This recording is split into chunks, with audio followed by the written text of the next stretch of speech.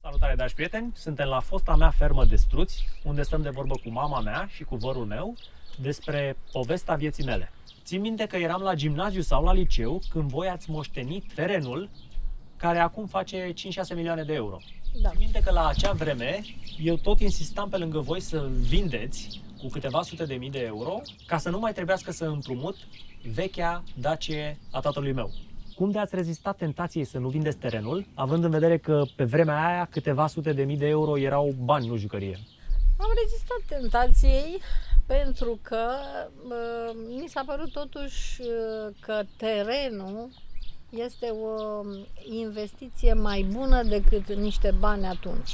Când v-ați decis să vindeți totuși, acum 15 ani, eu mi-aduc aminte că deja îmi pusesem un fundal de Windows cu M5 și M6, mașina mea preferată la acea vreme, adică deja n-aveam nicio idee despre afaceri și era pus pe cheltuială. Deja făcusem planurile la banii pe care nici măcar nu îi încasasem. Îți mai aduci aminte cum au decurs discuțiile cu negociatorul șef al firmei din Cipru, care vrea să cumpere jumătate din teren?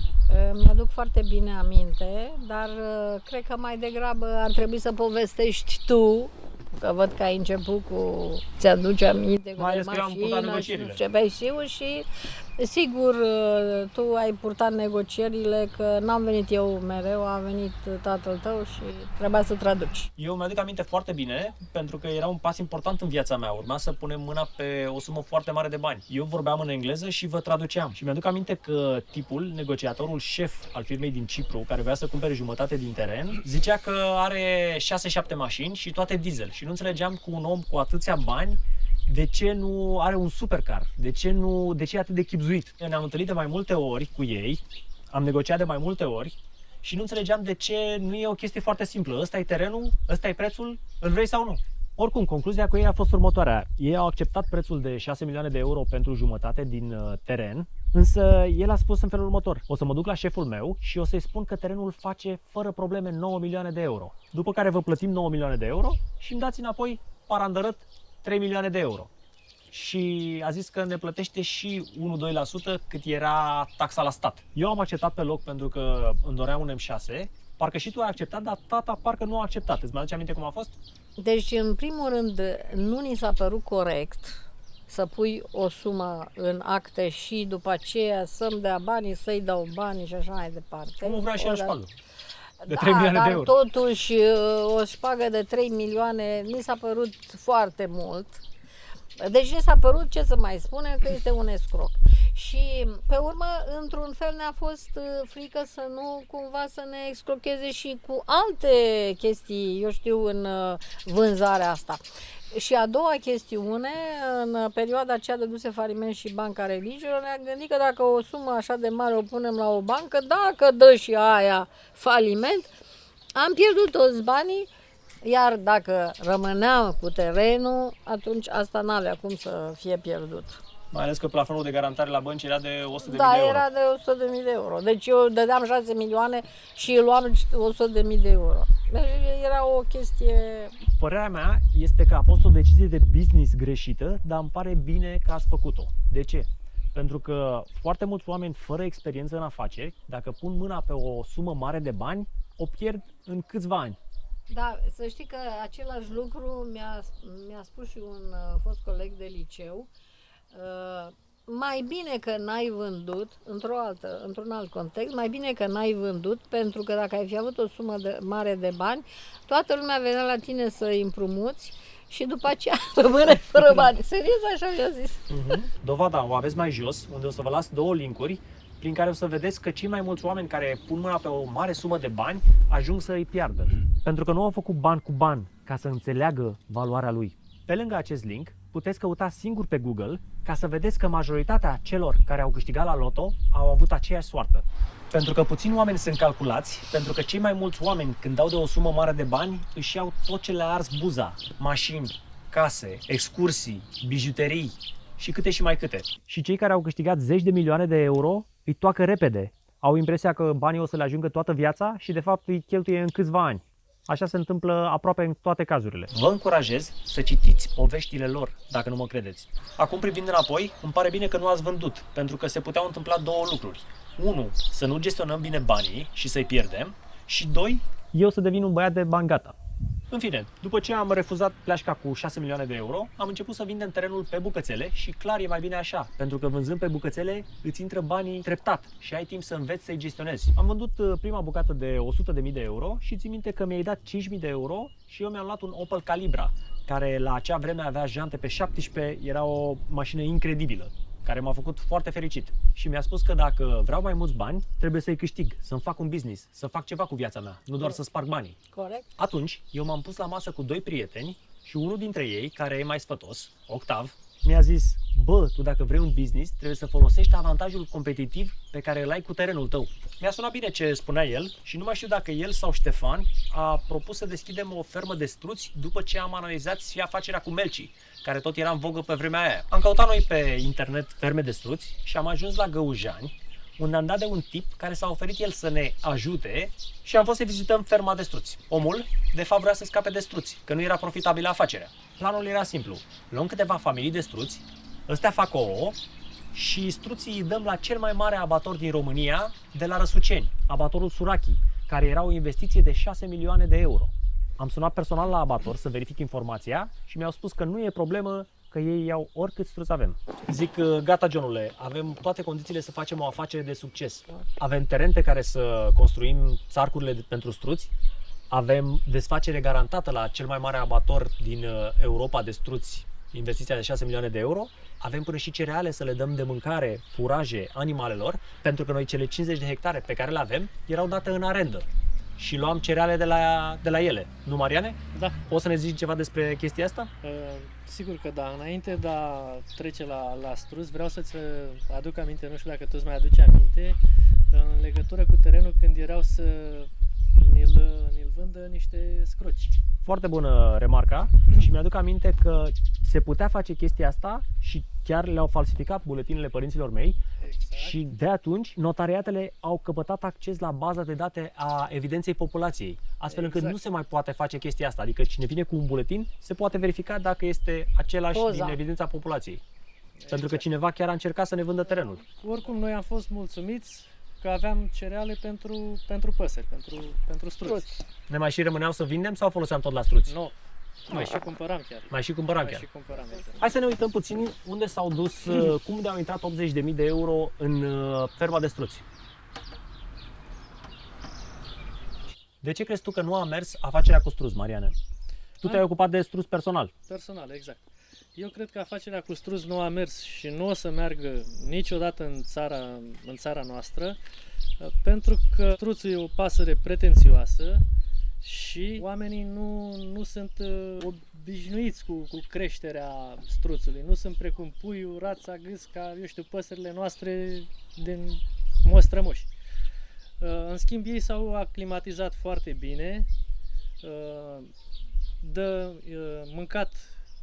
Nu e ce scrie la carte, mâncau chiar foarte mult, adică la carte spune, sau noi ne-am documentat, am citit în cărți, pe internet și așa mai departe, că un struț ar mânca 2 kg de furaje și foarte multă lucernă tocată ca să nu îi se blocheze picul. Pe zi. Și noi aveam Da. și lucernă. Și noi Și- aveam și lucernă. Aveam un teren cu lucernă. Cu lucernă, Da, da. exact. Deci nu trebuia să cumpărăm.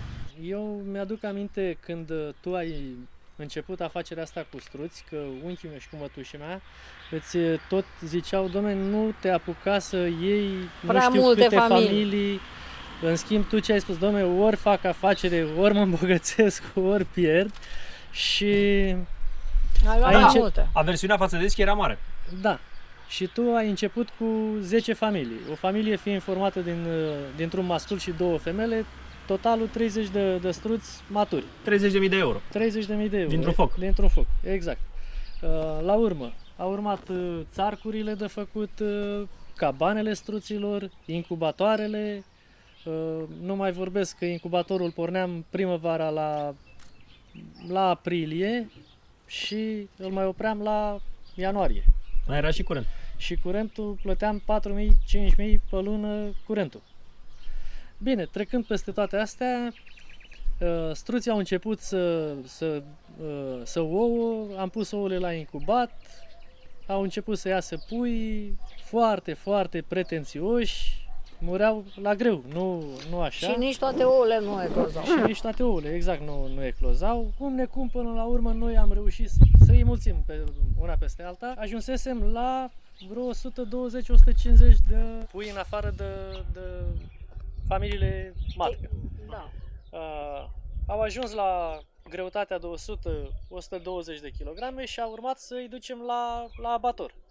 Bineînțeles că tu te-ai ocupat de treaba asta, ai sunat la abator, ne-ai dat ok-ul că trebuie să ne ducem cu struții la abator. Noi, neavând mijloc de transport, mașina noastră ca să-i cărăm, Cu ce ați cărat? am închiriat o mașină din sat de aici, am făcut compartimente pentru fiecare struț, că nu puteam să-i punem la grămadă și într-un Iveco parcă era, ne încăpeau 6 struți. I-am urcat, ne-am dus la Răsuceni? Răsuceni, la abator cu primul transport, ne-au cântărit, așa, ne-au dat un bon de mână, ca la... A zis că peste câteva zile Ok, vă dau nu. banii. Dar Așa au zis. ne-au dat un bon cu greutatea care a fost la primul transport, În viu. în viu, exact. Ne-am întors acasă repede, că noi bucuroși, gata, dom'le, ne iau ăștia struții, poate mai facem altă serie de pui și așa mai departe. Bun, am venit repede acasă, am încărcat al doilea transport de struți, cu unchiul meu, respectiv tatăl tău, ne-am încărcat, ne-am dus înapoi, la fel i-a cântărit, ne-a dat un bon de mână, am venit acasă să luăm al treilea transport, am venit, am încărcat repede, ne-am dus cu al treilea transport, când să-i dăm jos, dom'le, păi ce, ăștia nu vii mai luăm. De ce? Ne trimiteau cu struții înapoi. Nu zic că și-au făcut stocul. Probabil mai luau și din altă parte sau ori din țară, ori importau. Nu știu ce contracte sau ce ghiduri aveau ei. Ne-am rugat de ei să ne ia și al treilea transport, pentru că ne mureau în mașină, întorcându-ne înapoi acasă cu ei, era cald, era așa. Ne-au luat, la fel ne-au cântărit, dar la urmă au început Să scadă prețul. Da, ne-au scăzut prețul, domne, că ăștia sunt mai mici, că o fi că vi băgăm la o categorie inferioară, Da. că una alta. Au găsit ei motive ca să ne dea refuz și noi, fiind obligați să-i lăsăm, am acceptat Un preț mai mic. un preț mai mic și ce ne-au oferit ei, practic. Ne-au dat bon total cu cantitatea care a fost și ne-a spus, dom'le, veniți peste o lună să vă dăm banii. Mi-aduc aminte, era, nu știu, undeva la vreo 7.000 de euro, ceva de genul. Și a trecut o lună, a trecut și a doua, unchiul meu îi tot suna. Dom'le, uite că a trecut luna, domn Popescu, luna viitoare, că trebuie să ne intre niște bani în conturi. Așa, au Deci trecut vreo 2 ani. Deci luna viitoare până când au trecut 2 ani. Au trecut ăștia 2 ani de zile și dacă am văzut că nu ne dau bani, a fost nevoie să-i dăm în judecată. I-am dat în judecată până ne-a venit citația. Am termenul și câștigat nu știu ce. procesul, Am câștigat, dar bineînțeles, procesul și ei au intrat în faliment. faliment. Și deci nu am Noi- mai luat nimic. Plin de ori buscate ochi. Da. Exact. Noi și acum suntem pe listă, în așteptare să ne dea banii. Noi am vrea să ne ducem cu un executor judecătoresc cu ceva, să le N-ai luăm unde, dar un tractor, n-ai o la ceva, cine, dar n-ai la cine. ne-am deșteptat târziu. Nu mai avem la cine să ne ducem și ce să luăm, practic. În afară de asta, Când am văzut lista cu oamenii care au bani de luat de la Surachi, ne-am dezamăgit că noi nu o să mai luăm niciun leu, pentru că era Ocolul Silvic Vâlcea, Banca Transilvania, care aveau foarte mulți bani de recuperat de la ei. Și așa că noi ne-am luat gândul de la cei 7.000 de euro care urma să-i încasăm pe struți. După părerea mea, chiar dacă abatorul ne dădea banii, eu cred că tot nu am fi reușit să facem bani din struți. Exact, nu era o afacere de succes. Nu. Pentru că abatorul dădea foarte puțin față de cât cheltuiai N-aveai desfacere. tu, dar n-aveai desfacere, Și plus, nu-ți cumpăra nimeni, nu, era foarte problematic. Poate doar dacă găseai niște restaurante care să-ți cumpere cu 1.000.000 kg de carne. Păi să spun, adică tu nu erai aici, au venit niște băieți de la Comarnei, au luat 10 pui de struți, după ce le-au murit încă 10 pui pe care îi luaseră de la Surachi. De ce? La Surachi s-au dus la poarta fermei, ne-au spus, dom'le, vrem 10 pui de struți. Stați la poartă și vă aducem pui. Ei n-au văzut ce pui, în ce condiții au fost crescuți și așa mai departe. Au zis că fac și eu afacere, au dat 1.000 de euro, au venit puii la poartă, i-au luat, s-au dus acasă, le-au murit. La urmă ce au zis? Dom'le, hai să luăm de la altcineva. Să mai încercăm o dată, că am citit pe internet și așa că să fac bani din struți. Au venit la noi, eu i-am luat, i-am băgat în curte, i-am dus la pui, dom'le, ăștia sunt pui, alegeți-vi dumneavoastră cu mâna dumneavoastră, să nu ziceți că vă dau eu sau că vă mor. Așa, bun.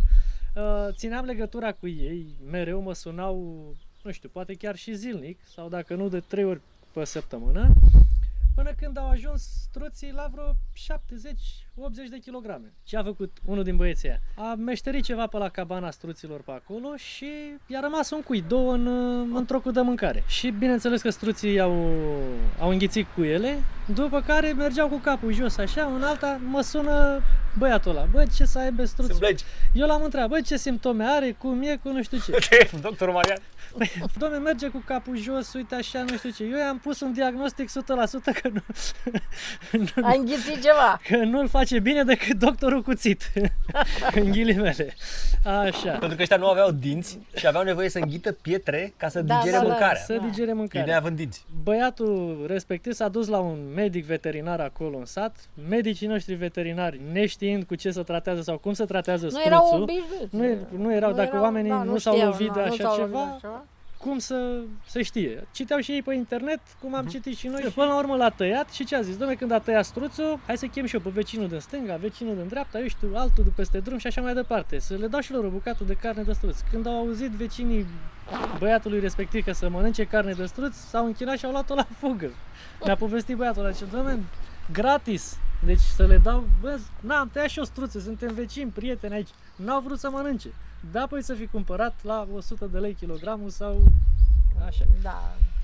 Și eu am dat cadou unei prieteni, colegi de facultate, un ou de struț. Mă, nu l-am mâncat. Vreo 2 luni de zile că ea nu poate să mănânce așa ceva. Până i-a spus, băi, este bun, este un ou. Și până la urmă, după ce l-a mâncat, a zis, vai, dar ce bun a fost! Mie îmi plăcea că era echivalentul a 24 de ouă de găină. Exact, asta vreau să spun eu acum. Avea 1,5 kg, 1,3 kg un ou. O altă compoziție erau ca ouăle de rață, ca gust, așa, dar foarte bune, foarte bune. Și chiar dacă ai cereale, proteina pentru ei, adică șroturile, sunt scumpe, nu, Mariane? Sunt foarte scumpe, adică cel mai scump e șrotul de soia. Și șrotul de floare e scump, de floarea soarelui, și toate șroturile de soia sunt importate din Argentina, Brazilia, pe unde reușesc ăștia să facă contracte să aducă. În ultimele luni, înainte să închidem ferma de struți, stăteam de vorbă cu o prietenă care avea o cafenea pe Dorobanți și era în aceeași situație ca noi. Adică ea investise 200.000 de euro și era pe pierdere, mergea în continuu pe pierdere. Asta e partea cea mai grea al oricărui business, să se susțină singur.